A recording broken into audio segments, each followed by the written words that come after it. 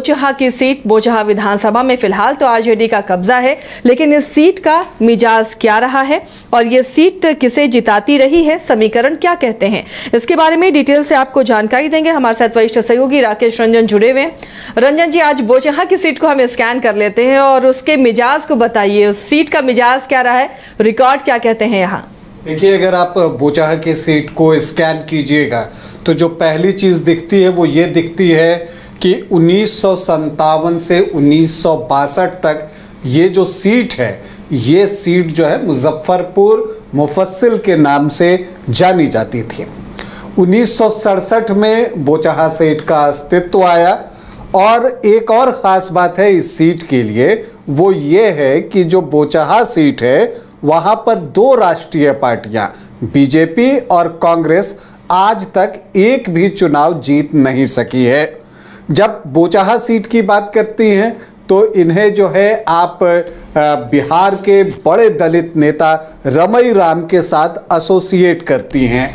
रमई राम इस विधानसभा क्षेत्र से 9 बार चुनाव जीतने में सफल रहे हैं। समझिए कि जो 16 चुनाव हुए हैं उसमें 9 बार अकेले रमई राम ने जीत हासिल की है। पहली बार 1972 में उन्होंने जीत हासिल की थी हिंदुस्तान शोषित दल से, और फिर उसके बाद अगर आप देखिए 72 के बाद 77 छोड़ दीजिए, फिर 80 से लगातार 7 बार जो है रमई राम इस सीट से चुनाव जीतते रहे। 80 जीते, 85 जीते, 90, फिर 95, फिर 2000, फिर 2005 का फरवरी और फिर 2005 का अक्टूबर, तो लगातार जीतते रहे। इसके बाद 2009 में एक उपचुनाव होता है और वहां पर जो है शिकस्त झेलनी पड़ती है रमई राम को मुसाफिर पासवान से, लेकिन फिर 2010 में रमई राम इस सीट को जीतने में कामयाब हो जाते हैं। तो कुल आप देख सकती हैं कि यहां पर रमई राम का एक दबदबा रहा है और उन्हें यहां पर वोट मिलते रहे हैं। जब हम बोचहा सीट की बात कर रहे हैं तो जो 16 चुनाव अब तक हुए हैं तो इसका मिजाज भी देख लेते हैं। जो हमने देखा कि यहां से अब तक राष्ट्रीय पार्टियां कांग्रेस और बीजेपी को एक बार भी जीत नहीं मिली है, तो जीत आखिर मिली किसे है? तो जीत मिली है आरजेडी। यहां से सबसे ज्यादा बार चुनाव जीतने में सफल रहा है। 5 बार जो है उसने इस सीट से जीत हासिल की है। और इसके बाद अगर आप आइए तो यहाँ पर जनता दल को 2 बार ये सीट मिली है।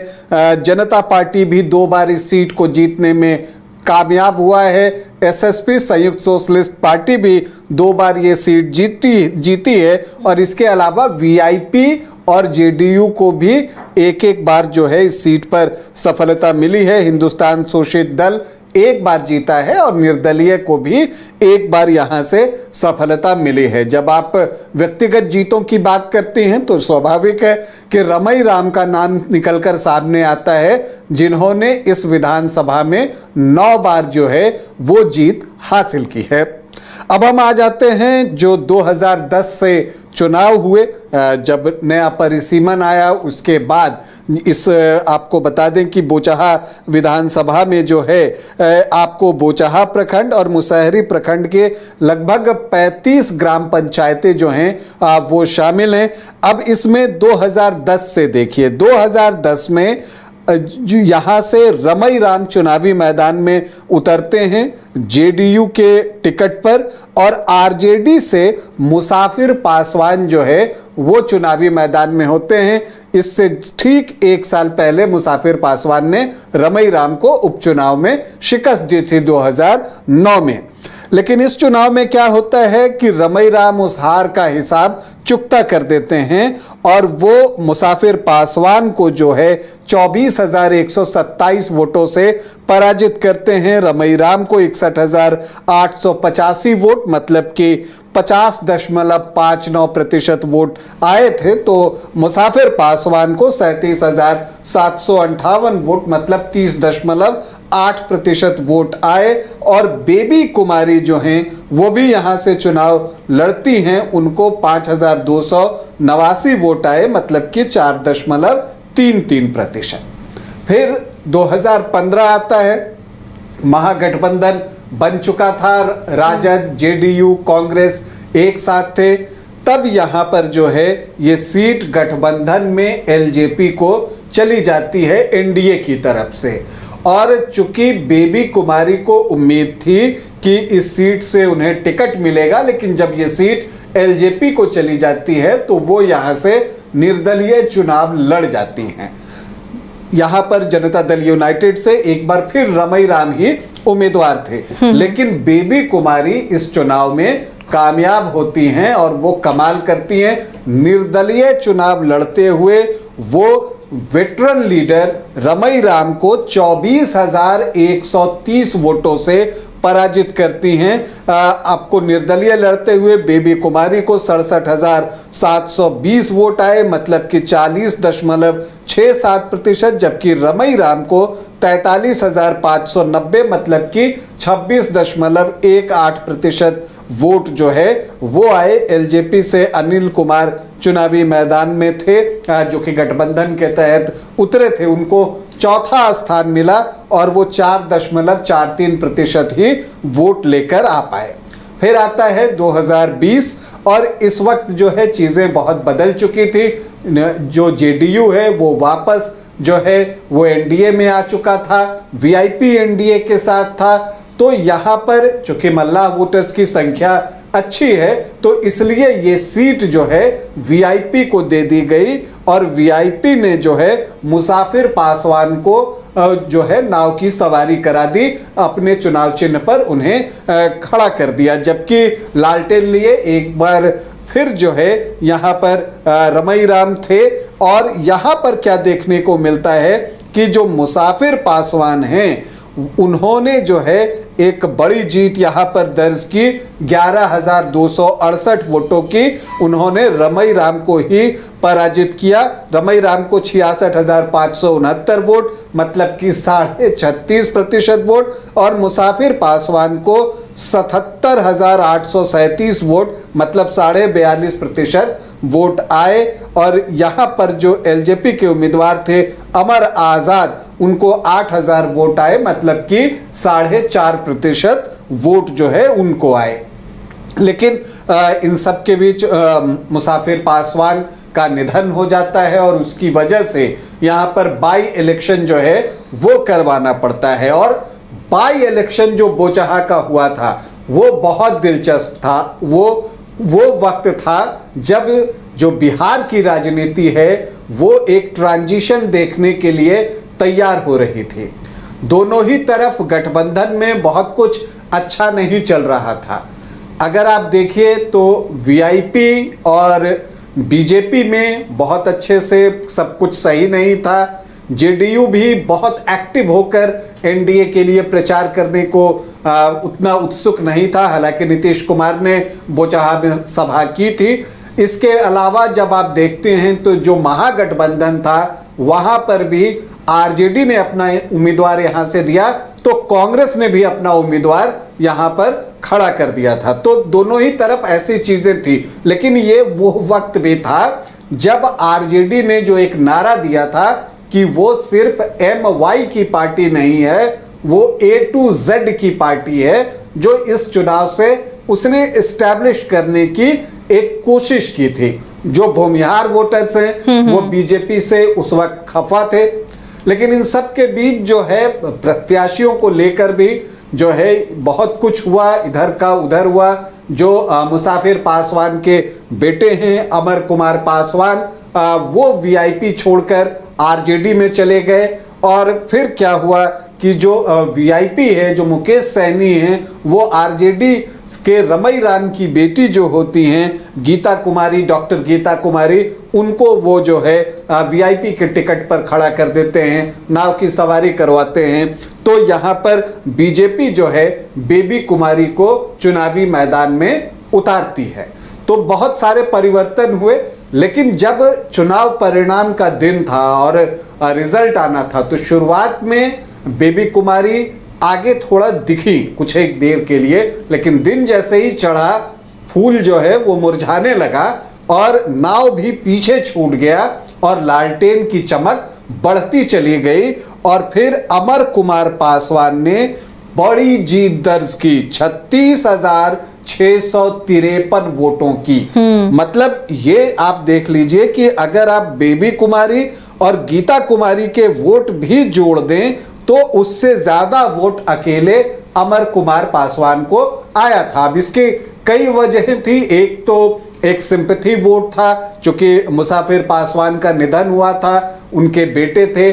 फिर उसके बाद ये भी था कि जो भूमिहार वोटर्स हैं वो बीजेपी से खफा थे, तो उनका भी जो शिफ्टिंग हुआ वो टुवर्ड्स आरजेडी की तरफ हुआ, तो उसका लाभ भी जो है बोचहा में अमर कुमार पासवान को मिला। तो ये है यहाँ पर जो चुनावी हिसाब किताब रहा। और सबसे दिलचस्प रहा, जो कांग्रेस ने उम्मीदवार दिया था उनको नोटा से भी कम वोट आए। तो मतलब आरजेडी का जो महागठबंधन का वोट था उसमें कोई डिवीजन नहीं हुआ, जबकि वीआईपी यहां पर 29,279 वोट, गीता कुमारी जो हैं वो 29,279 वोट 17.21% वोट लाने में कामयाब रही, और बेबी कुमारी को भी लगभग 27% वोट आया।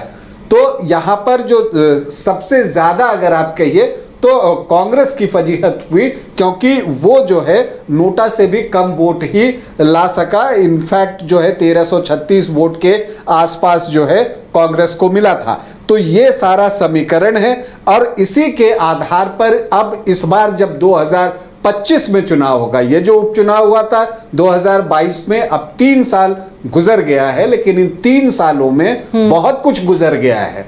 गुजरा ये है कि उस वक्त जो एक खटास दिख रहा था दोनों गठबंधन में, फिर उसकी परिणति भी हुई, और उसके बाद जेडीयू आरजेडी की सरकार भी बनी।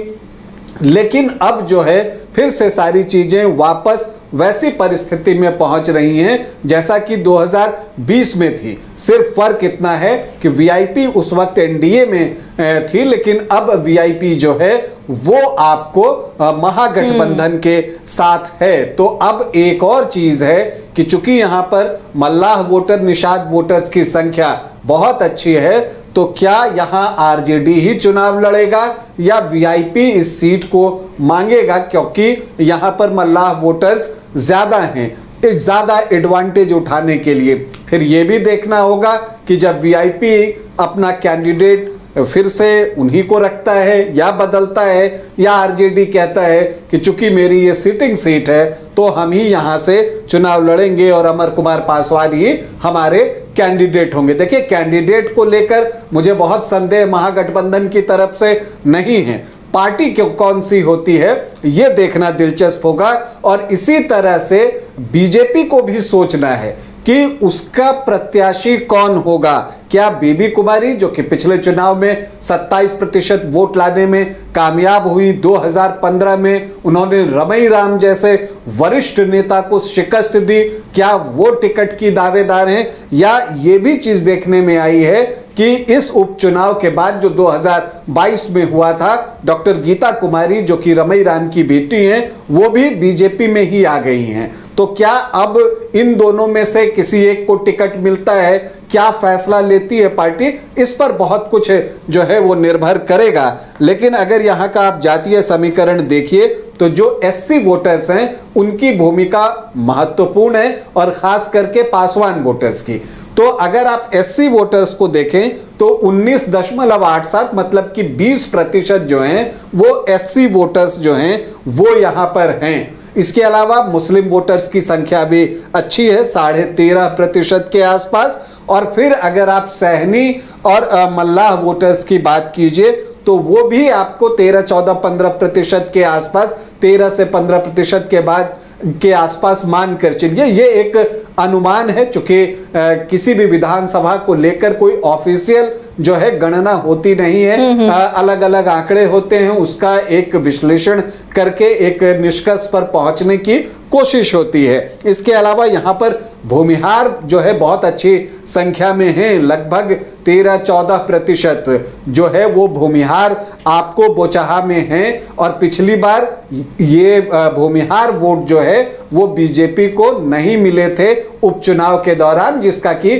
खामियाजा बीजेपी को भुगतना पड़ा था। इसके अलावा ब्राह्मण भी हैं यहाँ पर, राजपूत भी हैं थोड़े बहुत, वैश्य अच्छी संख्या में हैं जिन्होंने कि पिछली बार भी बीजेपी को जमकर वोट किया था। लगभग 9, साढ़े 9, 10% के आसपास जो हैं वो वैश्य वोटर्स हैं। इसी तरह से यादव वोटर्स की संख्या भी बहुत अच्छी है, लगभग 8.5, 9% यादव वोटर्स हैं। और इसके अलावा कोयरी, कुर्मी, धानुक को देख लीजिए तो वो भी 7-8% के आसपास हैं। तो ये एक अनुमान जातियों के आधार पर लगाया जाता है, अलग अलग आंकड़े भी आते हैं इसे लेकर। लेकिन कुल मिलाकर अगर आप देखें तो जो बोचहा की सीट है उसकी क्या परिणति होगी इस बार 2025 में, उसको लेकर एक दिलचस्पी सभी में है। क्या 2022 में आरजेडी ने जो एक समीकरण बनाया था, अभी तक इससे पहले तक माई समीकरण जो है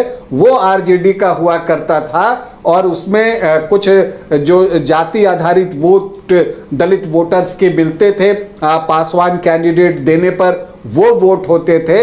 लेकिन जो 2022 में एक इक्वेशन बना कि इन तीनों के अलावा मतलब माई के साथ जो भूमिहार उन्होंने जोड़ा, तो क्या वो उनके साथ जुड़ा हुआ है या वो वापस से बीजेपी के पास चला गया है, वो नाराजगी दूर हो गई है।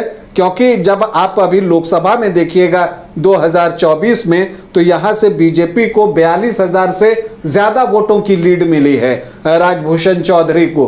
तो क्या वो वोटर्स वापस बीजेपी की तरफ चले गए हैं जो नाराज थे, या सिर्फ वो लोकसभा चुनाव के लिए गए थे?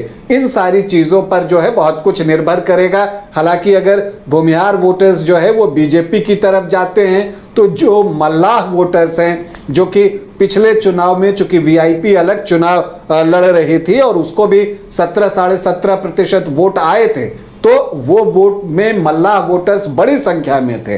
तो अगर भूमिहार वोटर्स आरजेडी से छिटकते हैं तो मल्लाह वोटर्स जो है वो उस तरफ जा सकते हैं भरपाई करने के लिए। लेकिन अब यही चीज देखना दिलचस्प होगा, क्योंकि अगर वोट आरजेडी की तरफ भूमिहार के गए थे तो जब वो वापस बीजेपी की तरफ लौटेंगे तो 10% का मतलब 20% का फर्क हो जाता है। तो ये चीजें जो है देखना दिलचस्प होगा। तो कुल मिलाकर बोचहा में जो 2025 का चुनाव होगा वो बहुत रोचक होगा, रोमांचक होगा।